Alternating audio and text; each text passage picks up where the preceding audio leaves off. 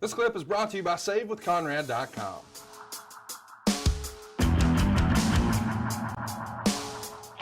Well, let's talk about December. We're about to wrap up the month of December. And of course, we couldn't do that without talking about Christmas Day. And again, this is such a weird subculture because the rest of the world kind of shuts down on Christmas. You know, the stores aren't open, the restaurants aren't open. It's just time to be with your family, ... and watch pro wrestling. I don't know when and how that happened, but my whole life I've heard that Christmas night was either the number one night in the country for wrestling or number two, but it was Christmas and Thanksgiving. The two biggest American holidays are always 1 and 2, and there's never anything more evident than this. You guys ran 3 shows: Greenville, South Carolina, Charlotte, North Carolina, and the Omni. Now, Greenville and Charlotte were matinee shows, but the Omni, well, that's the evening show. And man, you guys had to be looking forward to this day, but also it might have been a little bittersweet because most everybody else would like to be home with their families. But if you did have a break, maybe you guys did Christmas a day or two early because it was time for daddy to go make the donuts, as they used to say, right? Well, what we did, Charlotte was the matinee, which was absolutely marvelous. We just got up early and we did, you know, and in this point in time, a lot of people had babies. This was the period where you had the Charlotte Flair, my son Barrett, you had, Cody Rhodes was being born, this whole group of babies that happened during this time. There's quite a few that are adults now, obviously. So we got up really early. We did Christmas with the kids. And then we went down to the Charlotte Coliseum, which was just a very short ride, did our show. And then we headed to the Omni that night. So we still got to have a piece of Christmas.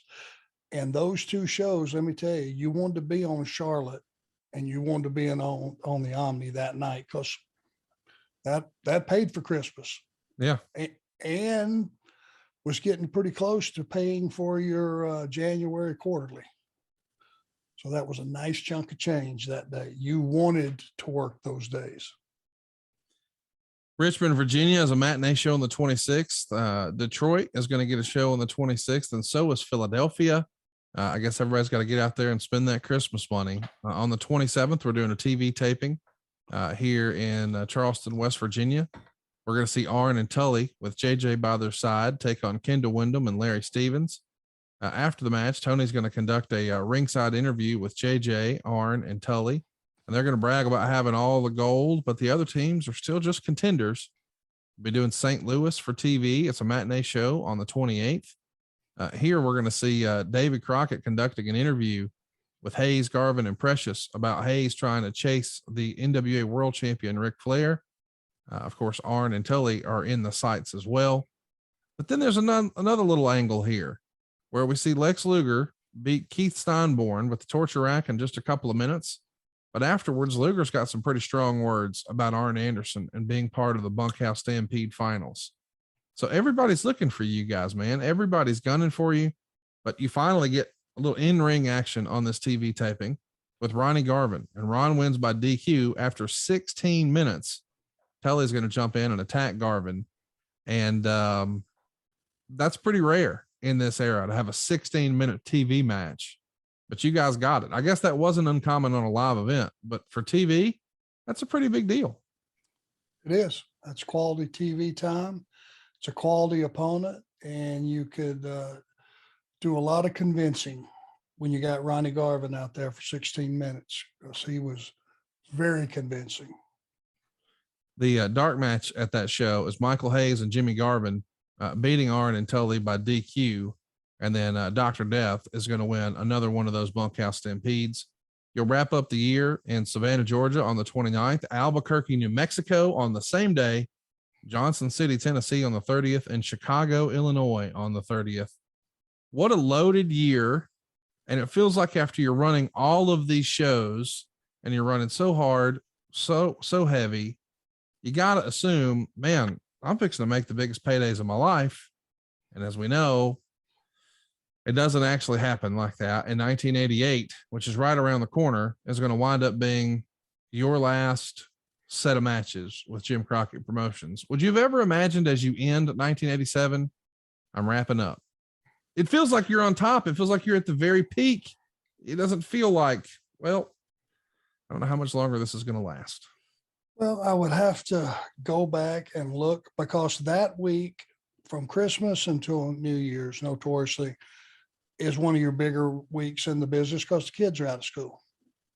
Houses are usually good.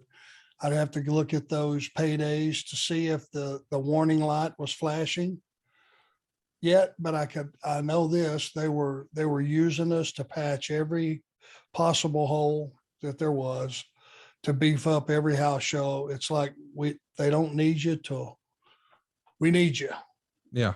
type scenario. And you can just look at some of the odd pairings and bookings. And, when you go out with Ronnie Garvin for 16 minutes and slug it out, you probably shouldn't have to go back out with Michael and Jimmy and wrestle them afterwards.